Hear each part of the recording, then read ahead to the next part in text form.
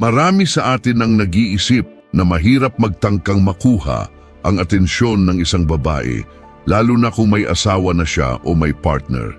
Pero ang totoo, may mga diskarte na pwedeng gawin para mapansin ka at mapalapit siya sa iyo. Hindi ito tungkol sa manipulation, kundi sa tamang paglapit at pagpapakita ng tunay na intensyon na may respeto. Kung alam mo kung paano magtulungan ang iyong karisma at natural na attraction, hindi magiging mahirap na makuha ang kanyang interes kahit pa siya ay may asawa.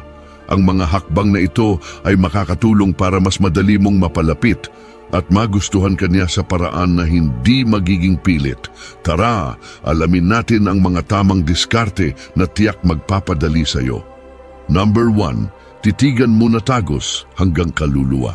Wala nang mas epektibong paraan upang makuha ang atensyon ng isang babae kundi ang magbigay ng titig na puno ng kahulugan.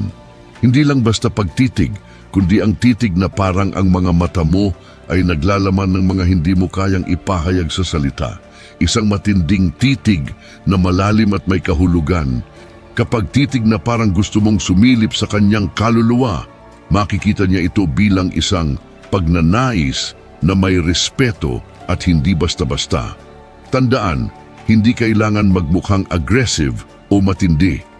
Ang tamang titig ay may kasamang tamang timing at distansya. Isang halimbawa, isipin mo na lang na nag-uusap kayo sa isang kanto tapos may pagkakataon na ang mga mata nyo ay magtatagpo.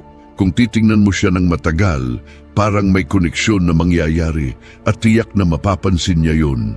Ngunit, tandaan na ang titig ay may lakas, kaya't huwag mong gawing uncomfortable o creepy. Kung sobra ang tagal ng pagtitig mo, magiging awkward ito at magpaparamdam sa kanya ng pagkabahala. Sa halip, ang mga mata mo ay dapat magbigay ng sign na may interest, ngunit hindi mo siya pinipilit. Ang isang mahahabang titig, kahit saglit lamang, ay may power na magsabi ng higit pa kaysa sa mga salitang hindi mo kayang iparating. Kung magagawa mo ito ng natural, parang may mga pangako at hindi mo pa kailangang magsalita. Number 2, ngitian mo ng may pagnanasa. Minsan ang simpleng ngiti ay may mas malalim na kahulugan.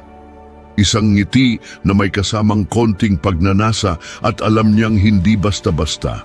Hindi ito yung ngiti na parang nanunukso, kundi yung tipong magaan lang sa mata at may halong kilig.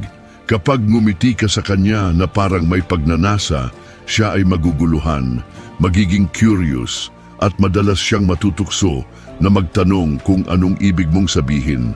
Isang halimbawa, isipin mo na lang na magkasama kayo sa isang social event, tapos binigyan mo siya ng isang matamis na ngiti. Hindi lang para maging magalang, kundi para maramdaman niya ang mas malalim na intensyon mo. Hindi ba't ang mga ganong ngiti ay may kakaibang epekto sa isang babae? Ang isang ngiti ay simpleng gesture na pero powerful sa pagtutok sa pansin ng isang babae. Pero may ibang level pa ang magbibigay ng matamis na ngiti na may kasamang pagnanasa. Ito ay ang pagiging genuine at matapat. Kapag ngumiti ka ng may konting misteryo, nakikita niyang hindi ka basta nanghihikayat kundi nagpapakita ng tunay na intensyon. Minsan, ito lang ang kailangan para magising ang curiosity niya. Lalo na kung may pagka-sweet at playful, ay magiging daan ito para magbukas ang iyong pagkakataon na makilala pa siya ng mas mabuti. Number 3, biruin mo ng mga medyo bastos na banat. Siyempre, kailangan ng diskarte na hindi magiging offensive. Ang mga banat na medyo bastos pero hindi labis-labis ay may kakaibang appeal sa mga babae. Minsan, kailangan mo lang ng konting humor na may halong kapilyuhan. Maging careful lang, baka magkamali, kaya't siguraduhin mong kilala mo siya at may mutual na kasunduan sa mga biro na ginagawa mo. Isang halimbawa ay kapag ang isang babae ay gumagawa ng something cute or funny, biruin mo siya na ang ganda mo pa rin kahit na may asawa ka na. Mapapansin niya na wala kang takot na magsalita ng totoo at baka magtawanan kayo. Tapos maghahanap na siya ng pagkakataon na makipag-usap pa sa'yo kasi nakita niyang may confident ka na hindi mo siya ginugulo pero sabay pa nakikita niyang may deep connection. Hindi rin kailangan ng super malupit na mga banat. Ang konting light teasing o playful na mga joke ay magbibigay ng light-hearted na mood. Nakakatanggal ng tensyon ng humor at ang pagiging relaxed ay nakakaakit. Kung nagagawa mong magpatawa ng hindi labis, makikita niyang may confidence ka at hindi ka takot magpatawa sa sarili mo.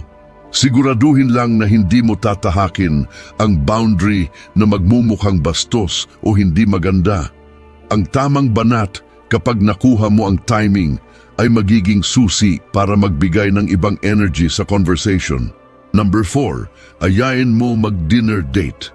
Kahit may asawa na siya, hindi ibig sabihin na hindi na siya pwedeng mag-enjoy ng masarap na dinner kasama ang ibang tao. Pero syempre, kailangan mo itong gawin ng may respeto at hindi maging pushy. Kung may pagkakataon, maghanap ng mga pagkakataon kung saan makakapag-imbita ka ng dinner. Hindi mo kailangang maging mali-mali. Isang simpleng, baka gusto mong mag-dinner mamaya, ay sapat na. Ang pagiging casual at friendly ay nagpapakita na hindi mo siya pinipilit, ngunit binibigyan mo siya ng opsyon. Isang halimbawa, habang nag-uusap kayo sa isang gathering, tanungin mo siya kung gusto niyang makipag-dinner sa isang lugar na alam mong pareho niyo gusto. Hindi kailangan ng malalaking gestures, kundi yung simpleng pag-aalay ng oras. Kapag inimbita mo siya sa dinner, ipinapakita mo na hindi ka nanliligaw o nanghihikayat ng labis. Ang fine dining o kahit simpleng dinner lang ay nagpapakita ng iyong maturity at kakayahan na magplano ng mga activities na magpapasaya sa kanya. Huwag pilitin ang schedule niya, gawin mo lang ito sa tamang pagkakataon. Ang ganitong invitation ay hindi para ipakita na gusto mong magka-relationship, kundi upang magbigay ng isang pleasant experience at masaya siyang makasama ka sa isang masayang moment. Number 5, lagi mong ilapit ang mukha mo sa mukha niya kapag kayo lang dalawa. Ang lakas ng mga maliliit na physical gestures. Kung magkasama kayo, ilapit mo ng konti ang mukha mo habang nagsasalita.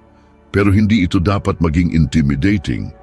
Ang tipong pagpaparamdam na parang nais mong makinig at nakikinig ka ng buo. Ang personal na espasyo ng isang tao ay may malalim na epekto sa kanilang psyche. Kapag ilalapit mo ang mukha mo, mararamdaman niya na malapit ka sa kanya at hindi ka basta-basta nawala sa kanyang radar. Isang halimbawa, habang magkasama kayong dalawa sa isang tahimik na sulok, kapag ikaw ay magsasalita, ilapit mo ang mukha mo ng konti upang maiparamdam ang koneksyon. Kapag ginawa ito ng tama, makikita mo ang mga mata niyang nagbabago at makikita mong unti-unti ay naa-attract siya sa iyong presensya. Ang paglapit ng mukha mo ay hindi lamang tungkol sa pagpapakita ng interes, kundi tungkol sa pagbibigay ng atensyon.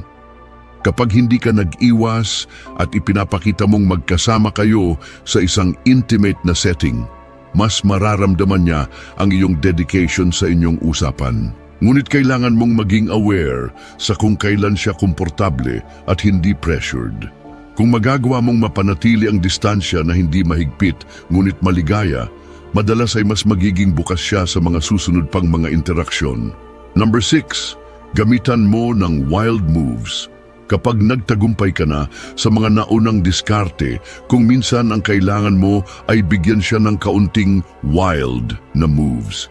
Hindi ito tungkol sa pagiging reckless, kundi sa pagpapakita ng excitement at passion. Kung may pagkakataon kayong magkasama, hindi masama ang magpakita ng mga unexpected moves na may kasamang wild energy, wag lang ipilit kung hindi siya komportable. Isang halimbawa ay kung magkasama kayo sa isang party, subukan mong ipakita sa kanya ang isang dance move o kahit konting playful na galak. Hindi mo kailangang maging perfect, basta't magpakita ng confidence at excitement, magugustuhan niya ito. Ang pagiging spontaneous ay isang katangian na nakakakita ng attraction mula sa babae. Kapag ipinakita mong may wild side ka, hindi siya maguguluhan o mag-iisip ng masama, kundi magiging curious siya sa kung ano ang susunod mong gagawin. Hindi ito nangangahulugang gagawin mong lahat ng bagay na kaakit-akit, kundi isang simpleng pagpapakita ng excitement sa mga hindi inaasahang sitwasyon. Kapag nakikita niyang may kakaibang side ka, magugustuhan niya ang energy na dala mo. Number 7, iparamdam mong mag-i-enjoy siya sa'yo. Isang malaking bahagi ng attraction ay ang pagpaparamdam na hindi siya mababoard sa iyong presensya. Kaya't importante na iparamdam mo sa kanya na hindi lang siya mag-i-enjoy dahil sa iyong presensya kundi dahil sa mga activities at experiences na maibibigay mo. Hindi lahat ng babae ay naghahanap ng intense relasyon pero gusto nilang makaramdam ng kasiyahan. Maglaan ng oras na magplano ng activities na magpapasaya sa kanya. Halimbawa, kung gusto niyang mag-hiking, inimbitahan mo siya at ipinakita mo na ito ay magiging masaya at exciting. Kung mag-e-enjoy siya, magiging mas malapit siya sa iyo.